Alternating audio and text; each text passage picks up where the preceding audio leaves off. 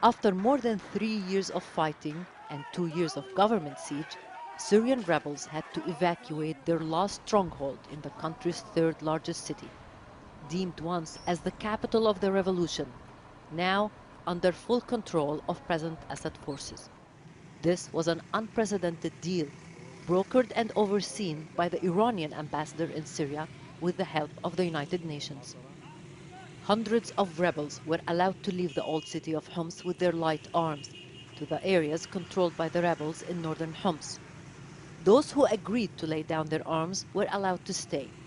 In return, the rebels released pro-government civilians and fighters whom they had held as hostages elsewhere in the country.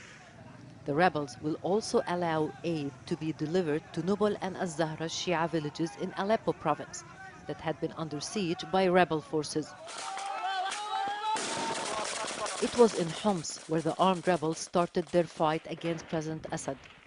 Also here, the government used all weapons at its disposal to crush the armed rebellion. Whole neighborhoods were destroyed in fierce battles, and thousands of lives were lost on both sides. It's a major setback for the opposition. The government was adamant to regain control of Homs ahead of presidential elections due on June 3rd, and it did.